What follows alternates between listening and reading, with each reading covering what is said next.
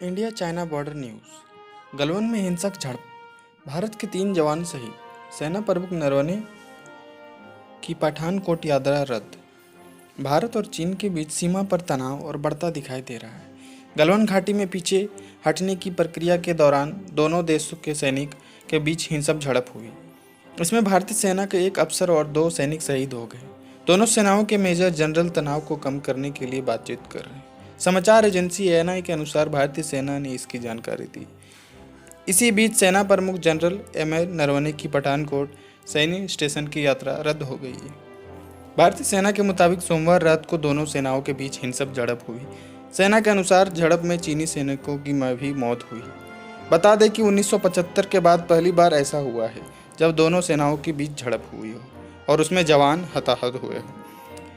समाचार agency PTI के अनुसार आधिकारिक सूत्रों ने कहा कि दोनों पक्षों के बीच कोई गोलीबारी नहीं हुई। रक्षा मंत्री की तीनों सेनाओं प्रमुखों, विदेश मंत्री और सीडीएस की बैठक। समाचार एजेंसी एएनआई के अनुसार रक्षा मंत्री राजनाथ सिंह ने तीनों सेना प्रमुख और विदेश मंत्री डॉक्टर एस जयशंकर के साथ chief of defence staff general Bipin Rawat के साथ बैठक की। इस दौरान पूर्वी लद्दाख के हाल के घटनाक्रमों पर चर्चा की गई। चीन ने भारत पर सीमा पार करने का आरोप लगाया। समाचार एजेंसी रॉयटर्स के अनुसार चीन ने भारत पर सीमा पार करने और उसके सैनिकों पर हमला करने का आरोप लगाया है। रॉयटर्स ने जब चीन के विदेश मंत्रालय से दोनों सेनाओं के बीच झड़प को लेकर सवाल किया तो उसने भारत से एक तरफा कार्रवाई से बचने को कहा ताकि समस्या और ना बढ़े।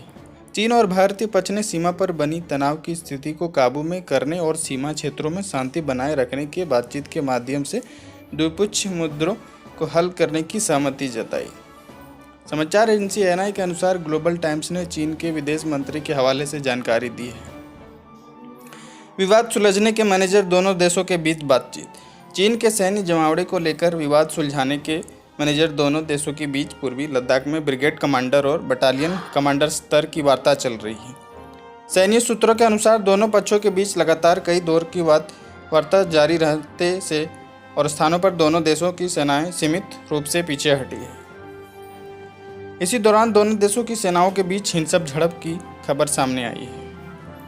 महीने की शुरुआत से ही माहौल तनावपूर्ण है।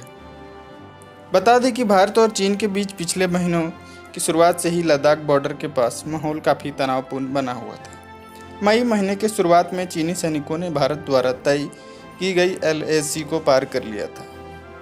चीन सैनिकों ने पैंगोंग झील, गलवान घाटी के पास आकर अपने तंबू गाड़ लिए थे।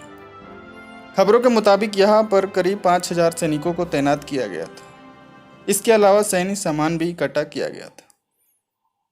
तो धन्यवाद दोस्तों इस वीडियो को देखने के लिए।